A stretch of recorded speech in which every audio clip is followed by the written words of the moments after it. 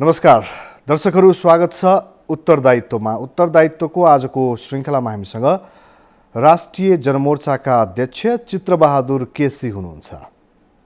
पछिल्लो समयमा सरकारले संविधान सभाको दोस्रो चुनावको मिति घोषणा गरेको छ र साथसाथै उसले देशवासीका नाममा सम्बोधन गर्दै मन्त्री परिषदका अध्यक्ष खिलराज रेग्मीले सबै विपक्षी दलहरूलाई पनि चुनावमा आउन आह्वान गर्नुभएको छ। यसभन्दा अगाडि नै चुनावको एउटा माहौल देशका कुना कन्दरासम्म बनिसकेको छ। अब औपचारिक रूपमा मिति घोषणापछि बाँकी रहेको यो करिब 4-5 महिनाको समयमा चुनावले गडलम्मै छोप्नेछ सायद यो देशलाई र संविधान सभाको दोस्रो चुनाव हुँदैछ। यद्यपि आशंका गर्नेहरू पनि धेरै छन् कि यो मिति तोक्नका लागि मात्रै तोकिएको हो, अर्का यस्ता मिति धेरै तोक्न बाँकी छन्, यसो पनि भनिँदैछ। यतिखेर राष्ट्रिय मोर्चा के गर्छ, के गरिरहेको छ, उसको आगामी रणनीति के हुनेछ? किनकि संघीयताको मुद्दामा उसले राखेको फरक मत अब के हुन्छ र कसरी लैजान्छ अब उसले, यावत विषयमा केन्द्रित रहनेछौँ। सुरुमा उहाँलाई स्वागत गर्छौँ। स्वागत छ यहाँलाई। धन्यवाद।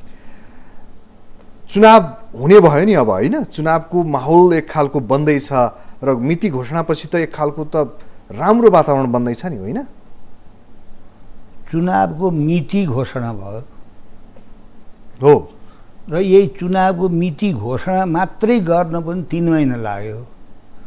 चुनाव हुनुपर्छ भन्ने हाम्रो मान्यता हो, तर चुनाव हुनलाई धेरै कठिनाइ देखिन्छ। चुनाव हुनुपर्छ भन्ने मान्यता तपाईँ जस्ता दलहरूले राख्दा राख्दै कठिनाइहरू चाहिँ के छन् त? त्यसमा सबभन्दा ठुलो कठिनाइ त जुन कारणले संविधान सभा विघटन भयो, 4 वर्षसम्म कसरत गर्दा पनि संविधान जारी हुन सकेन, पटक पटक म्याद थप्दाखेरि संविधान जारी हुन सकेन। ती विषयहरू, ती समस्याहरू जहाँको त्यहीँ छन्। त्यसो हुनाले संविधान सभाको मिति घोषणा गर्नु एउटा कुरा हो, संविधानको चुनाव गराउन पनि सकिएला। तपाईँ तर अब मुख्य कुरा चाहिँ संविधानका अन्तर्वस्तुमा जुन खालको विवाद छ, त्यसभित्रको विवादमा हामी फेरि जानेछौँ। किन भन्दाखेरि त्यो विवादका कारणले यो असहमति बन्यो र यो विघटन भयो, त्यो सर्वस्वीकार्य तथ्य पनि हो, ध्रुव सत्य बन्यो यतिखेर। त त्यति भन्दै गर्दाखेरि अबको निकास त चुनाव नै हो नि, होइन? चुनावै हो। तपाईँलाई मैले सोधेको प्रश्न चाहिँ के चुनावको माहौल यसले बनाउँछ, बनेको छ अथवा छैन? चुनावको माहौल बनिसकेको छैन, किनभने अब माओवादी लगायत केही दलहरू चुनावै हुन दिन्नौँ, हामी चुनावमा भाग लिन्नौँ भनेर त्यस खालले डिक्लेयर गरेर आइसकेका छन्। यो 4 दलले गरेको बदमासी के हो भने आफूले चाहिँ चुनाव गर्ने भइसकेपछि सरकार बनाउँदाखेरि चुनावका बारेमा सबै व्यवस्था गर्दाखेरि अहिले जुन शक्ति बाहिर रहेको छ त्यो शक्तिलाई टेढ पुछारै गरेन, उसले गन्दै गरेन र उनीहरूले अब यो 4 दल बाहेक यो देशमा अरूले पनि राजनीति गरेका छन्, अरूको पनि आवश्यकता छ, अरूको पनि सहयोग समर्थन चाहिन्छ भन्ने कुरा यिनीहरूले वास्तै गरेनन्। यिनीहरूको जुन एउटा एकाधिकारवादी नीति हो, यसले गर्दाखेरि चुनावलाई यिनीहरूकै कारणले गर्दाखेरि चुनावको लागि चाहिँ असजिलो अप्ठ्यारो। त्यो निर्दलीय सरकारलाई चुनावको मिति तिम्रो आफ्नो खुसीले गर, घोषणा गर, निर्वाचन ऐन तिमीले आफै बनाऊ भयो, हाम्रो केही लागेन भनेपछि यो 4 दलको औचित्य के हो त? उनीहरूले त्यसै गर्नुको लागि होइन, यो चाहिँ के अरे शक्ति सन्तुलनको अवस्था थिएन नि त त्यहाँ। जस्तो एकैतिर मात्रै शक्ति भाव एउटैले भनेको एजेन्डा हुन्थ्यो होला, त्यहाँ सबै 4वटै शक्तिहरूलाई समेटेर लैजानुपर्ने बाध्यता पनि छ र उनीहरूका एजेन्डाहरू पनि मिलिरहेछन् भनेपछि अरू कसैलाई सहमतिका लागि जसरी यो सरकार बनाइएको थियो त्यसै गरी तिमीले नै गर भन्नु त स्वाभाविकै हो नि। यसमा पनि हामीले अरू केही अन्यथा देखिराख्नुपर्छ र? होइन अब र परिणाम त आयो नि फेरि त्यसले परिणाम त दियो नि होइन परिणाम त दियो त लोकमान सिंहलाई जो तपाईँ चाहिँ अनैतिक मान्छे भ्रष्टाचारी मान्छे जसलाई अख्तियार दुरुपयोग आएको अध्यक्ष बनाउनको लागि पनि यिनीहरू चारै दल एक ठाउँ भए जुन काम गर्न हुँदैन थियो अलोकतान्त्रिक हो नेपाली जनताले सुन्न देख्न चाहँदैन थिए त्यस्ता कुरामा यिनीहरू सहमत हुन्छन् यिनलाई खेलाएछ कसले तपाईँले देख्नुभयो होला नि त तपाईँ भनिदिनुहोस् न त कसले खेलाएछ त्यस कारणले विचित्र कुरा त के छ भने उनीहरूले एक अर्कालाई अब सरकार बनाउने सरकारमा आलो पालो गर्ने कुरामा निषेध गर्ने होइन जुन कुरा नेपाली जनताको चाहनै होइन प्रजातान्त्रिक पद्धतिको नियमै होइन त्यस्तो कुरा गर्नको लागि उनीहरू फेरि मिलिहाल्ने आश्चर्य यो पो छ त बुझि नसक्नु कुरा त्यस कारणले अब देशलाई चुनावको माहौलमा तपाईँले भन्नुभयो कि चुनावी माहौल बनिसकेको छैन यद्यपि जिल्ला जिल्लामा नेताहरू जाने क्रम यसभन्दा धेरै अगाडिदेखि सुरु भइसकेको हो अब मिति घोषणापछि त सायद आफ्नो निर्वाचन क्षेत्र हिजो 5 वर्षसम्म 4 वर्षसम्म नटेकेकाहरू पनि फेरि पुग्छन् जान्छन् होइन अब यो माहौल चाहिँ एउटा रियलमा चाहिँ संविधान सभाको चुनावको भनौँ न चुनाव पनि विभिन्न प्रकारका होलान् स्थानीय संसदीय अनेक प्रकारका संविधान सभाको यो चुनाव बनाउनका लागि गर्नुपर्छ के गर्दा हुन्छ अब सबभन्दा पहिलो कुरा त संविधान सभाको विघटित संविधान सभाभित्र भएका दलहरूको बिचमा अब संविधान सभाको चुनाव हुने कुरामा उनीहरूको सबैको सहमति हुनुपर्छ त्यस कारणले केही चाहिँ औँलामा गन्ने केही दलले अब पनि चाहिँ चुनाव गराउन नसकेर निर्दलीय सरकार बनाए यिनीहरूले होइन अब निर्दलीय नभनौँ यसलाई चाहिँ मतलब दलहरूको सहमतिमा बनेको सरकार निर्दलीय नै हो नि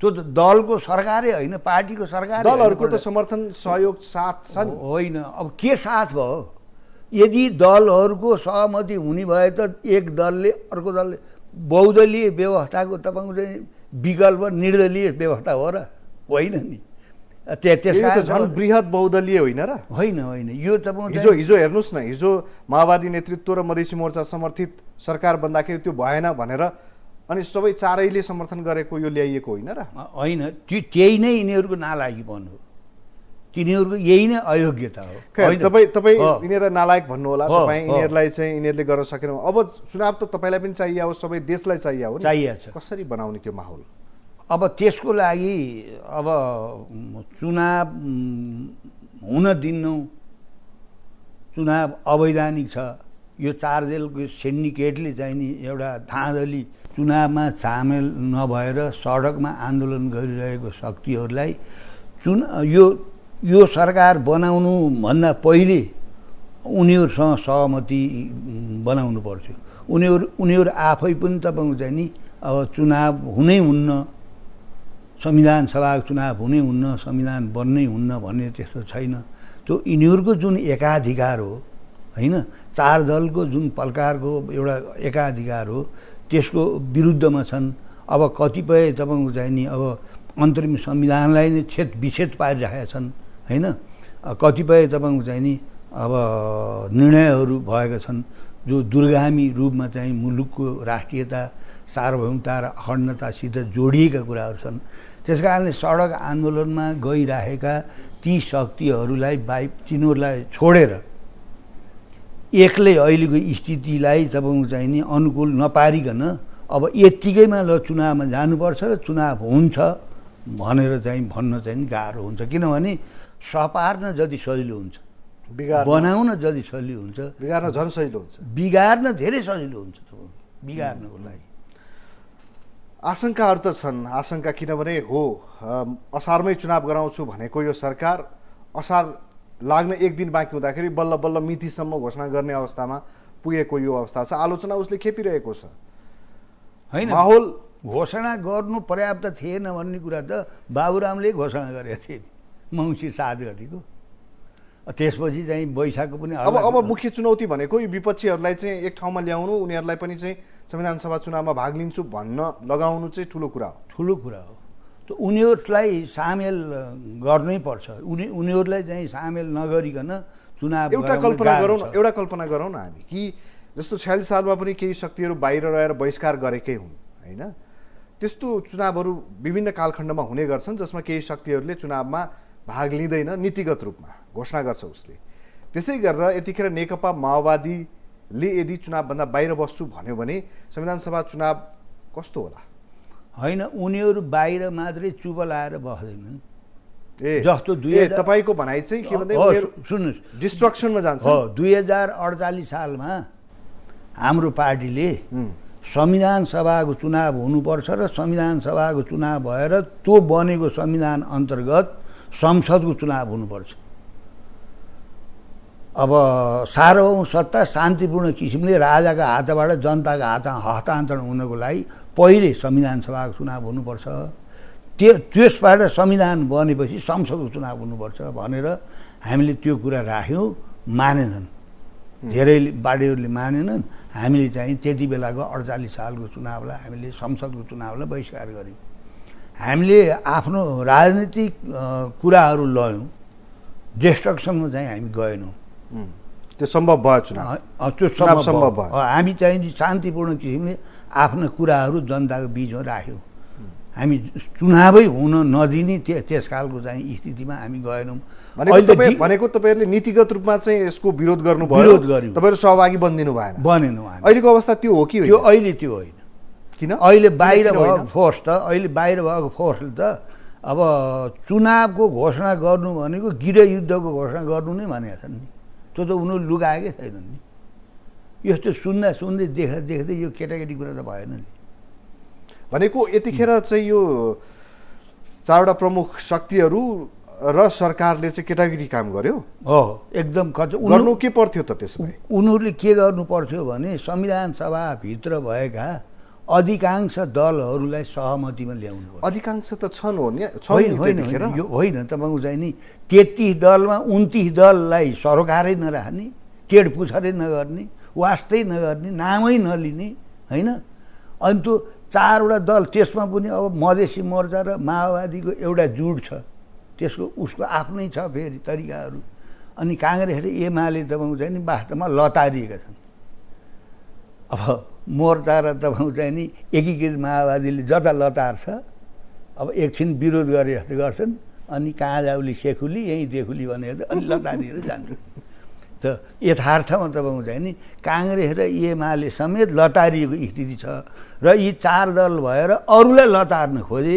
त्यस कारणले अरू लतारिएनन् भने अब संविधान सभाको चुनाव हुन गाह्रो छ, अप्ठ्यारो छ। हाम्रो तपाईँको ठम्याइमा चाहिँ यतिखेर देश एकीकृत नेकपा माओवादीको रोड म्यापमा चलिरहेको छ? निश्चित हो। अब उसलाई कसले चलाएको छ, उसलाई कसले चलाएको छ एउटा कुरा। ठुलो शक्ति पनि त हो नि? होइन, ठुलो शक्ति भएर होइन। ठुलो शक्ति त अब कसरी भएर ऊ आफै विभाजित भयो, होइन।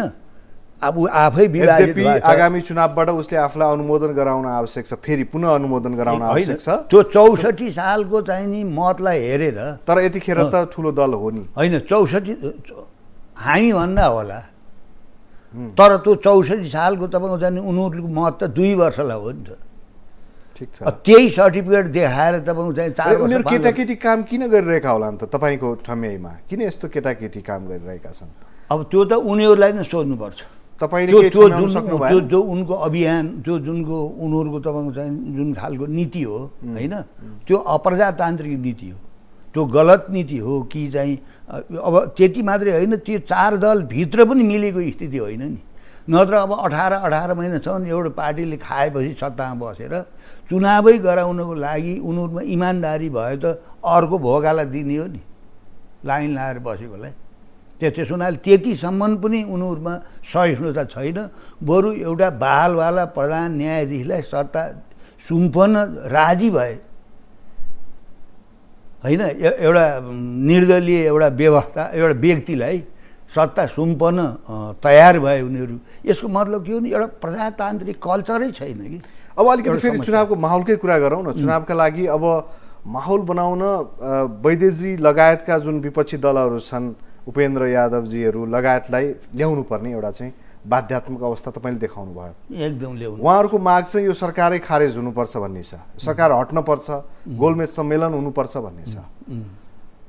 तपाईँहरू उहाँहरूसँग कति कुरामा सहमत हुनुहुन्छ उहाँहरूका मागहरूसँग? होइन अब यो निर्दलीय सरकार बनेकोमा बनाएकोमा हाम्रो घोर आपत्ति छ। हामी विरोध छौँ होइन, किनभने हिजो थियो होइन कि अहिले पनि छ होइन, त्यो निर्दलीय सरकारको त हामीले विरोध गरिरहेका छौँ नि। तर अब तपाईँ चाहिँ राजीनामै माग्नुपर्छ भनेपछि, राजीनामै मागेपछि अब फेरि पनि तपाईँ चाहिँ सरकार बनाउँदा 2-4 महिना लाग्छ होइन। अब कतिपय शक्तिहरूले तपाईँको चाहिँ नि अब गणतन्त्रलाई तपाईँको चाहिँ नि स्थापन हुनै नदिनको लागि, गणतन्त्रलाई तपाईँको चाहिँ नि स्थापित हुनै नदिनको लागि चुनाव नहोस् भन्ने पनि छ नियत हेर्नुहोस्। त्यो स्थितिमा अब हामीले यो सरकारलाई विरोध गर्दा गर्दै पनि, यो निर्दलीय सरकार हो, यो दलीय सरकार होइन। प्रजातन्त्रमा चाहिँ दलीय सरकारको चाहिँ नि नितान्त आवश्यक हुन्छ। अब निर्दलीय सरकारले प्रजातन्त्रलाई तपाईँ चाहिँ नि अब संस्थागत गर्न सक्दैन। सरकारले आह्वान गरेको छ नि, सबैलाई आउनुहोस्, हामी बसेर वार्ता गरौँ, नमिलेका कुरा मिलाउँ र चुनावमा जाउँ भनिरहेको छ नि, यसले काम गर्छ? होइन, त्यो आह्वान गर्ने त एउटा फर्मालिटी पुरा गर्नु हो होइन, सुरु त त्यहीँबाट गर्नु पऱ्यो, आह्वानबाटै गर्नु होइन। त्यो त अब उनीहरूले गर्ने भयो नि। उनीहरूले सुरुमै जो चाहिँ मन्त्री परिषदको अध्यक्ष भयो, दलीय व्यवस्थामा चाहिँ नि एउटा बालवाला प्रधान न्यायाधीशलाई तपाईँहरूले चाहिँ प्रधानमन्त्री बनाउन जुन खोजिरहनु भएको छ, यो गलत भयो। दलबाट बन्नुपर्छ प्रधानमन्त्री भन्नु पर्थ्यो नि। त्यस कारणले त्यसो नभनेर अब कार्यकारिणी प्रमुख पनि न्यायपालिका प्रमुख दुईटै पद आफू लिएर बसेकाहरूले तपाईँको चाहिँ त्यो आह्वान गरेर त्यो आह्वान गरेर ती विरोध जो सडकमा छन् उनीहरूले मान्न न पर्यो। उनीहरूले त मान्दैनन्। त्यो आह्वान त चाहिँ गर्नको लागि गर्ने हो। तपाईँको अनुभवले के भन्छ? अब कसरी ल्याउन सकिन्छ त उहाँहरूलाई? चुनाव गराउनु पर्ने हतारो पनि छ हामीलाई। अब उहाँहरूले पनि विचार गर्नुपर्ने कुरा के हो भने, यदि चुनाव भएन भने निर्दलीय व्यवस्था चाहिँ लम्मिँदै जान्छ, बहुदलीय व्यवस्था चाहिँ ध्वस्त हुँदै जान्छ, देशमा चाहिँ गणतन्त्र समाप्तै हुने खतरा हुन्छ। त्यस कारणले अब यो निर्दलीय सरकारको विरोध गर्दाखेरि पनि अब चुनावमा गएर निर्दलीय व्यवस्थाको चाहिँ भण्डाफोड गरेर जनतालाई तपाईँको चाहिँ नि चुनावमा सामेल गराएर, संविधान सभाको चुनाव हो, त्यस कारणले चुनावमा जानुपर्छ र चुनावमा अब भाग लिनुपर्छ भन्ने हाम्रो मान्यता हो। तपाईँ पनि उही त हो, आह्वान गर्नुहुन्छ उहाँहरूलाई कि आउनुहोस् यसमा जाउँ, बरु तपाईँहरूको आफ्नो चाहिँ हैसियत देखाउनुहोस् भन्नुहुन्छ होइन? होइन, हामी त भनिरहेका छौँ नि। किनभने अहिले तपाईँको चाहिँ नि चुनावलाई डिस्टर्ब गरिदिनु भनेको निर्दलीय व्यवस्था लम्बिनु हो, सहयोग गर्नु हो। गणतन्त्र तपाईँको चाहिँ नि अब स्थापना नगर्ने कुरा हो। फेरि एउटा प्रतिगामी व्यवस्थालाई स्थापना गरेर गणतन्त्रको ठाउँमा एउटा प्रतिगामी व्यवस्था नै तपाईँको चाहिँ नि आउँछ।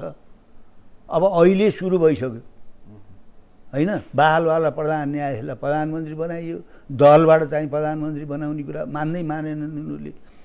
आफू 4 दल बाहेक चाहिँ संविधान सभामा अरू कसैलाई पनि देखेनन्। त्यो त अत्यन्त अधिनायकवादी कुरा हो नि। त्यो त अत्यन्त अलोकतान्त्रिक कुरा हो। यिनीहरूले प्रजातन्त्रको कुरा त तपाईँको चाहिँ सुनाउनको लागि गरिरहेका छन्, ठगिरहेका छन्, ढाँटिरहेका छन्, राष्ट्रलाई विश्वासघात गरिरहेका छन्।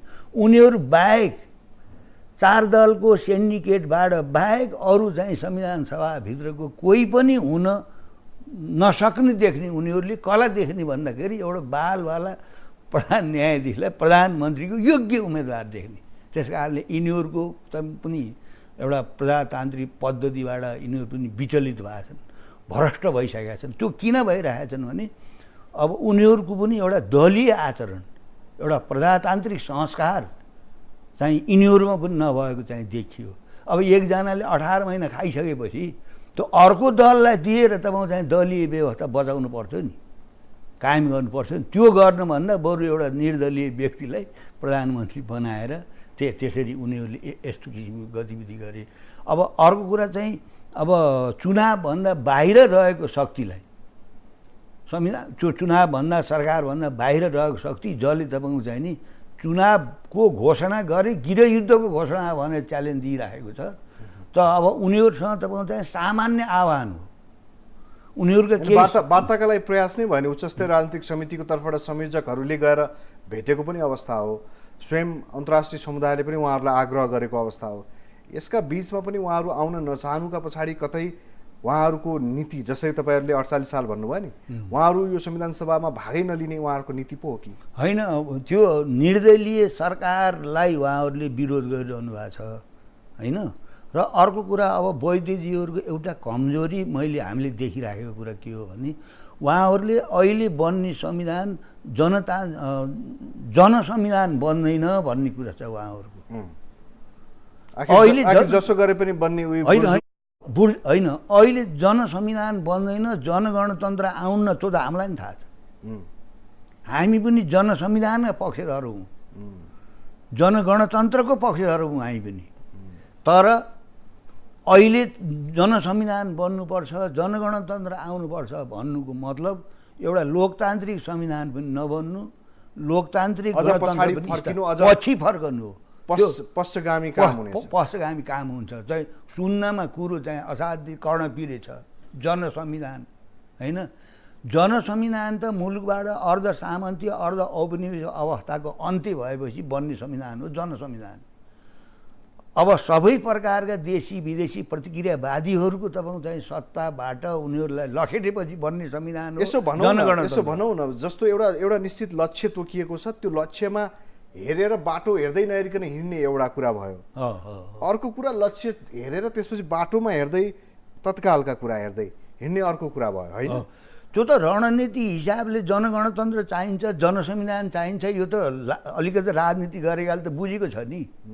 त्यो तपाईँले अब भनौँ न, अब नयाँ जनवादी क्रान्ति गर्न भनेर 10 वर्ष उनीहरूले चाहिँ नि कथित जनयुद्ध गरेर हल्ला गरे। अब आखिरी नयाँ जनवादी क्रान्ति त भइसक्यो भने उनीहरूले हेर्नु एक थरीको लागि चाहिँ नयाँ जनवादी क्रान्ति भइसक्यो। पुँजीवादी क्रान्ति गरेर अब चाहिँ समाजवादतिर जाने कुरा गर्न थाले एकाथरीले। हेर्नु न, एउटा सैद्धान्तिक अलमल। अब अर्को थरी अब बाहिर बसेकाले अहिले के भन्छन् भने चुनाव, संविधान सभाको चुनाव भए पनि जनसंविधान हुन्न, जनगणतन्त्र आउन्न, त्यसो हुनाले त्यो संविधान सभाको औचित्य छैन भनेपछि त अब 21 रणनैतिक कुरा गरेर हुन्छ भनेपछि उहाँहरू आउने सम्भावनै हुँदैन। त्यसपछि यो रोदन अथवा भनौँ उहाँलाई आग्रह गर्ने कुराको के अर्थ रहन्छ? त्यो नगरिकन अगाडि बढ्नुको विकल्प देखिएन नि त। त्यही त उहाँहरूको जो सैद्धान्तिक अलमल छ होइन, अब त्यो सैद्धान्तिक अलमलले त उहाँहरूलाई सामेल गर्न दिन्न।